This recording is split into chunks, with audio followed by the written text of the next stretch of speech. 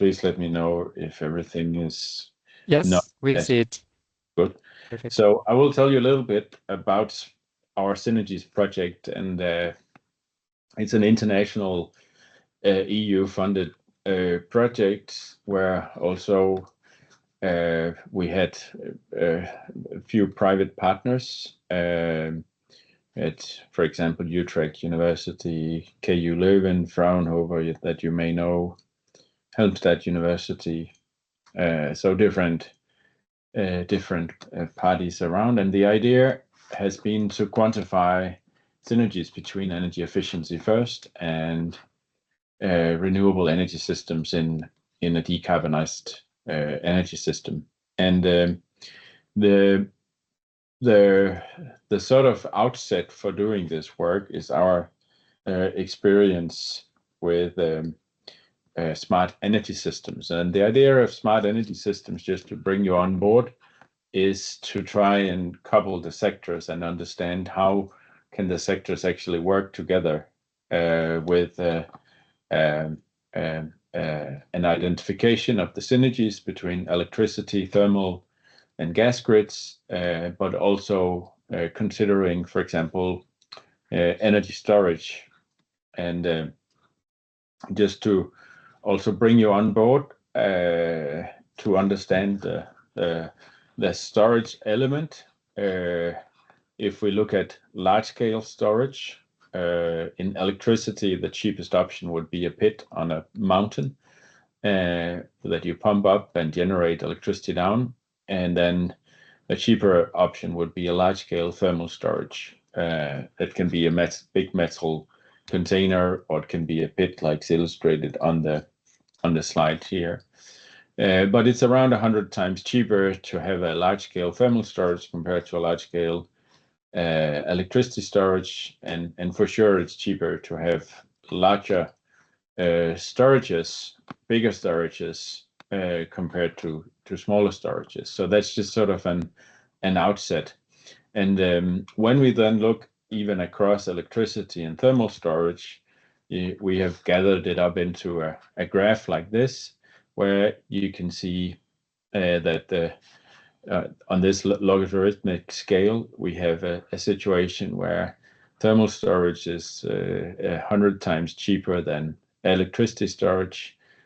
Gas storage is sort of by 20 to 50 times cheaper than thermal storage, and liquid fuel storage is 2 to 5 times cheaper than gas storage. So we want to store things in a cheaper way. So, for example, if we need methanol for ships, the good idea would be to store the liquid fuel, because that's a really cheap storage option that we then have in that case.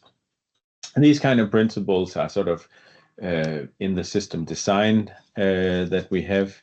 And when we look at our project in sEEnergies, the idea has been to set it up so it combines different tools. So we have created some valuable information about buildings, about transport, about industry, about the energy grids, and when we have sort of looked deeply into those, understanding how they can be decarbonized, but also what kind of energy efficiency measures we can make, then we combine that in energy system analysis, and in some cases we use GIS and spatial analysis to have sort of the energy efficiency impact. That was the main focus of this project. So it's a project that combines sectorial bottom-up knowledge to enhance the understanding of the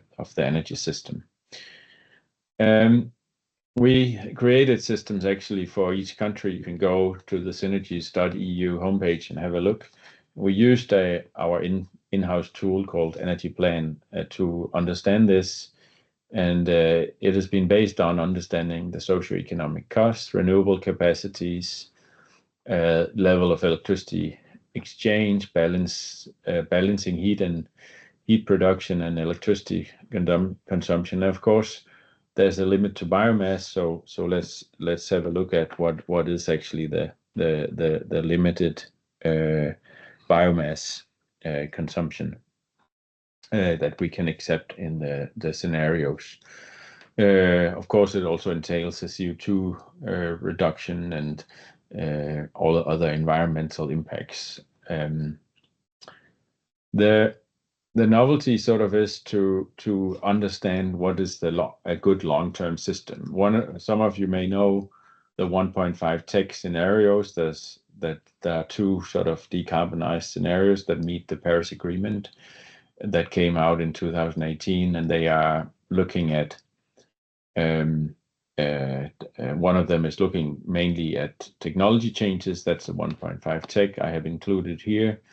The primary energy in that system goes down to 13 petawatt hours from 18 today, more or less. And the final energy consumption is around 8 petajoules.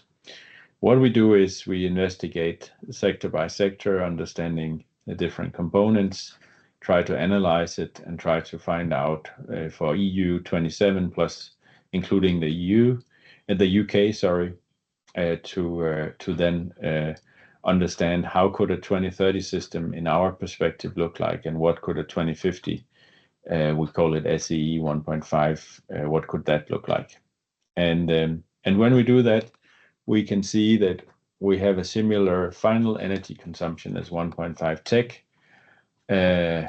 of 8 petajoule, but the primary energy consumption can go way down due to the synergies that we have discovered between the sectors. And of course, this is important both to make a cheaper system, but also to understand how we should approach the individual sectors. If we decompose it even more, we can see in the publication A Clean Planet for All, you have the 1.5 tech. It's comprised of a lot of renewable electricity. It has biomass, including waste, of 3 petajoules. It has 2 petajoules of nuclear, and then it has 1 petajoule of fossil fuels combined with CCS. In the baseline, they have a lot more fossil fuels. Of course, that's hopefully not going to be the case. In our situation, we have quite a lot of renewables, slightly more, and the same amount of biomass.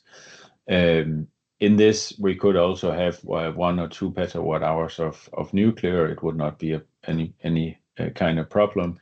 That would one-to-one replace then renewable energy in such a system.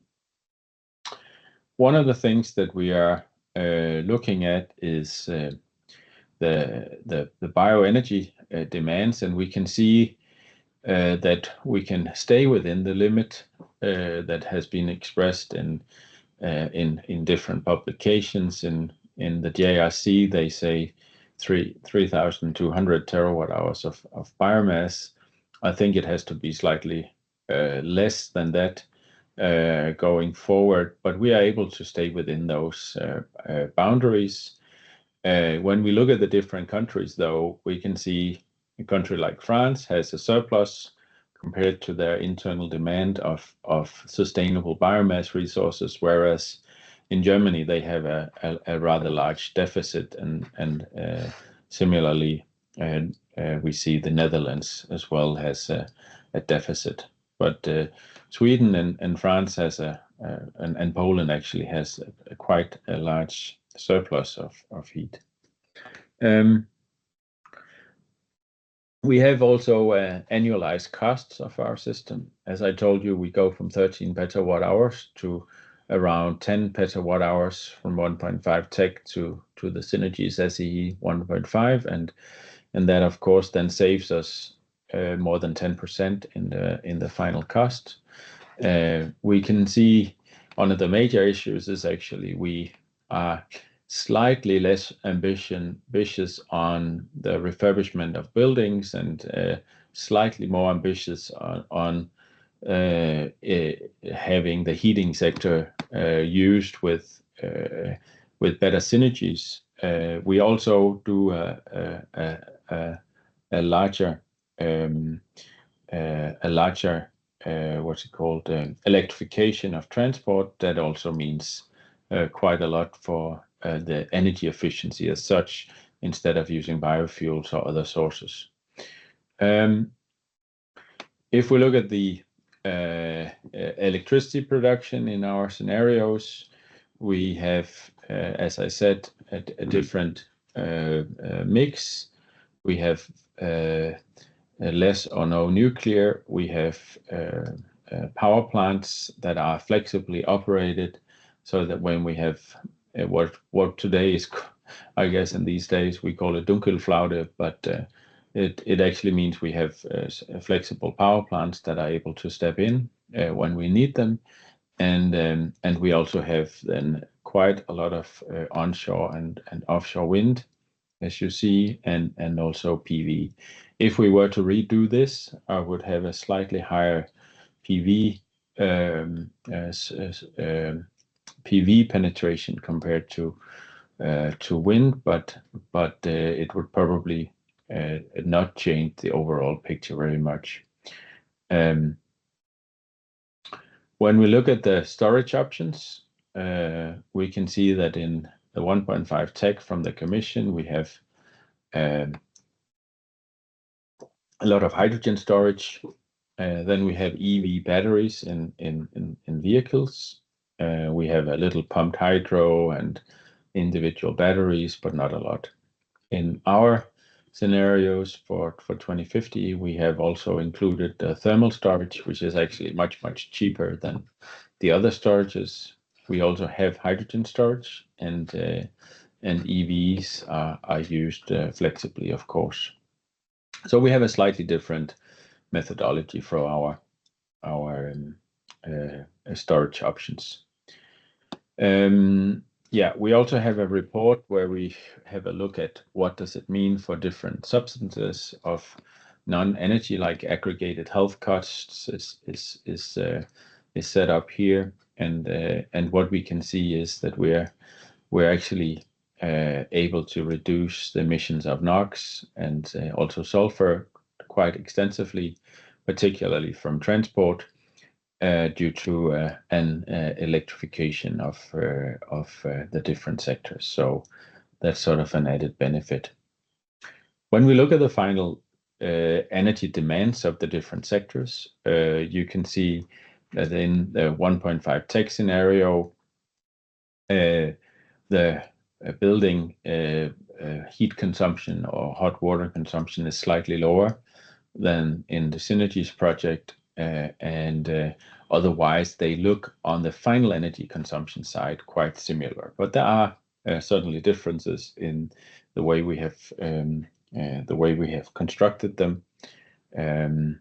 We have made an extensive heat analysis where we look at different system costs and bioenergy demands, comparing different refurbishment levels. So how much do we insulate the buildings, and how much district heating or individual heat pumps do we have in the system? And when we do that, we can see that there's still a high demand for, or high need for, energy refurbishment, approximately 40%. We suggest we can see that at least half of the heat can be supplied by excess heat, and the rest mainly with geothermal or heat pumps. And we can see that the system in that sense is changed. So we supply slightly more heat, but we do it in a way where we use the excess heat that is otherwise actually just wasted in the 1.5 tech scenario. So we identify the synergies that we can see between the sectors.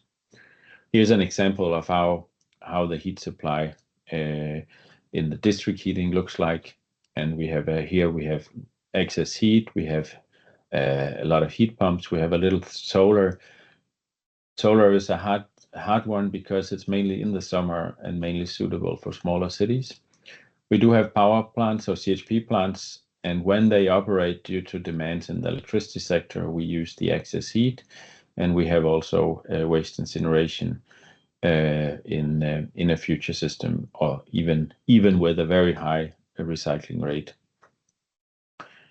We looked at the different countries, how should they feasibly supply their heat, and we can see that many countries have actually a high excess heat potential. We suggest different levels of district heat in the different countries, and there's a mix. So about half of the EU level heat is supplied by individual heat pumps, and the rest by district heating in this project.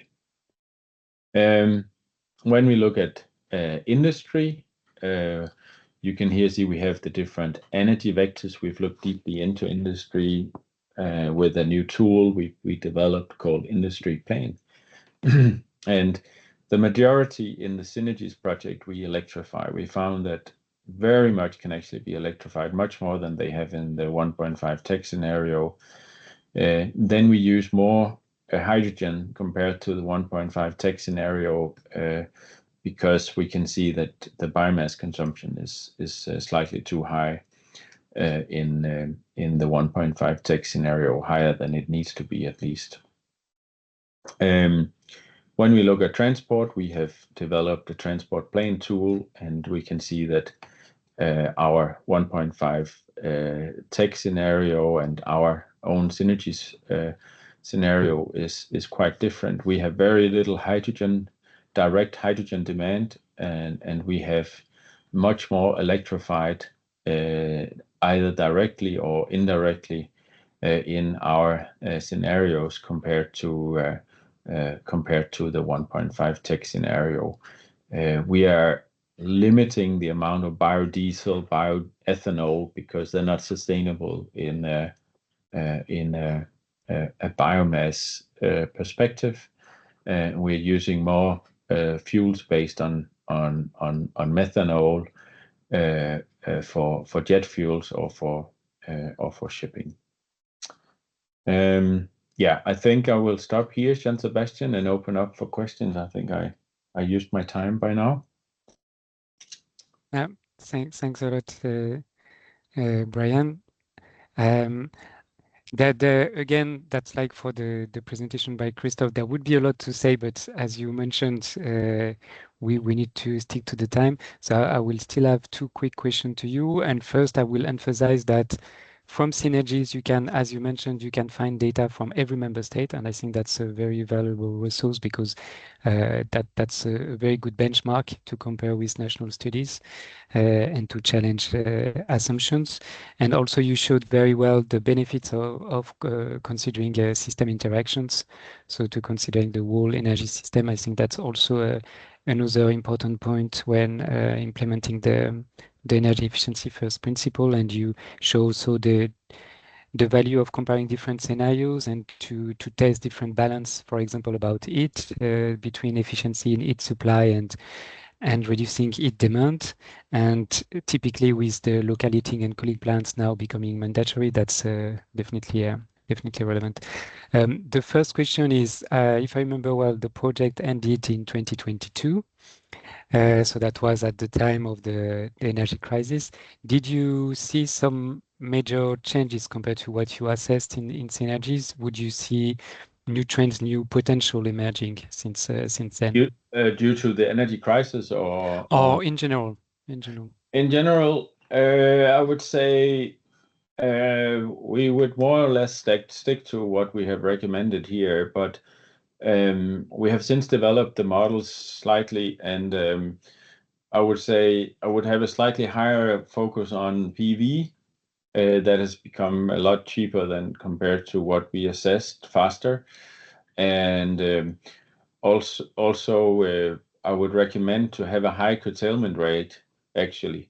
So it's okay to curtail wind and PV, because you actually cover a lot more in other areas. Another thing that we're currently working on is a new Heat Roadmap Europe project, where we have assessed in detail the waste heat sources, and we can see they're really extensive.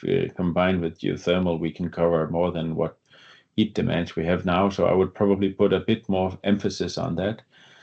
I didn't go into it, but maybe some of you know the Repower EU recommendations, and one of the things that are not energy efficient in that is the hydrogen recommendations, and we see also now it's probably not going to be the I think it was 20 million tons of hydrogen. 10 million should be imported. This is the only thing I would not recommend from the Repower EU work. Otherwise, I would say all of the Repower EU recommendations are actually very well in line with what we can recommend from energy efficiency side, but also from an economic side. And some of the things that have happened in the last 2-3 years are quite amazing from the Commission side, in my opinion, that we have really accelerated the trends of what we needed to do anyway. The only exception, as I said, was the hydrogen. Otherwise, the focuses have on building refurbishment, electrification of industry, Net Zero Emission Act. The acceleration of renewables has really been very, very good and important in line with what we actually recommend also here. And very quickly, the second question, you had a slide on the non-energy impacts. Yes. So the question would be, based on what you practice it already in the project or maybe in other project, how much this non-energy impact can make a difference when you compare different scenarios or options? I would say in general, we, like now Christoph explained the technology costs approach, and of course, when you come to energy savings, this is actually a very hard game. Technology costs are very easy when you look at a wind turbine or a power plant, and you can actually use the Danish data easily by adjusting just full load hours and stuff like that is for your own country. So that's the easy part. The hard part is, what are the costs of refurbishing the buildings? That is a really, really tough part, and that is a major cost issue as well for the overall system. And when we look at our recommendations here, we can see we can create a cheaper system than we have with the fossils. We can also easily create a more expensive system if we have a lot of hydrogen in there, a lot of round trip losses. We can easily create a much more expensive system. If we include nuclear, I don't know how many, what people's opinions are here, but if we include it, it's going to be more expensive. That's just the way it looks like. But in general, if we say we're able to create a system that has the same costs or lower costs than compared to today, then that is based on a socioeconomic assessment of what the technology costs are. We can then add different elements. One thing we can add are the externality cost of CO2 emissions. Now, if you look into that, that's a whole science of its own, right? I would say somewhere between 120 and maybe 400 euros per ton would be the externality cost. So you have to make a choice there. The CO2 market is a CO2 market. That's not the externality costs, just to make it clear. But so that's another element. And of course, then our system would be slightly better because we have and we have no carbon capture, we have no fossils, we also have no CCS. You can have that, but it just makes the system more expensive. So the system cost, CO2 externality cost, but then you have all of the other things that are, some of them are quantifiable and some are non-quantifiable. Some of the things that are quantifiable are the health costs. And many studies showing health costs of different elements. The obvious health costs are those associated with emissions to air, and they are very quantifiable through many, many studies. And that, of course, when we have a system where we burn less, as a rule, when you burn less, the health costs are lower. That's just a matter of fact. On top of that, you have, like, if you have more biking, for example, you will have another health benefit. It'll be much smaller. When you refurbish your house, you may have a better indoor climate, if you do it in the right way, at least. But it's very hard to quantify. If you build more metro that is more energy efficient, you can have an effect on the housing market. Very hard to quantify. So there are qualitative elements of the way of life, so to say, also that are non-quantifiable. So, but all of the things that are quantifiable, we are able to have on the positive side, I would say. One of the things that are on the negative side is if you're not considering the area use and the land use in the right way, because all of the PV we need is possible to actually place in areas where we already occupy land, for example, on roofs larger than 100 square meters. When you pass 200-300 square meters, it becomes very cheap to put them on the roof instead of occupying land. Wind turbines, you can easily have using the land for other purposes underneath. So there are different elements that are pluses or minuses. In general, everything externality-wise goes in the right direction with these elements, I would say. I didn't come into the resource and the Draghi report and the whole competitive area, but that's a whole story by itself. In general, we are not concerned with the materials that have to be used in this. It is possible to create these systems. Of course, we need further innovation, but when you see a EV, an electric vehicle, go down in price and the renewables going down in price after we have the inflation and the energy crisis, that is due to innovation mainly, and mass production. Okay. No, I think that's answer well the question, even if it's not a definite answer, but I think it's better like that. And you illustrate very well the various ways we should approach this part of non-energy impacts, and yeah, putting the analysis in a broader perspective.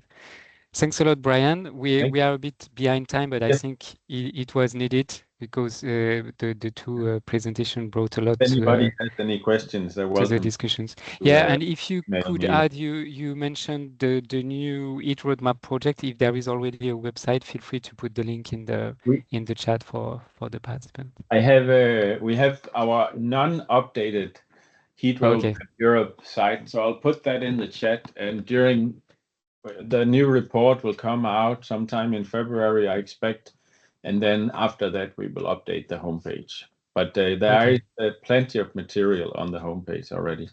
Perfect. Thank you.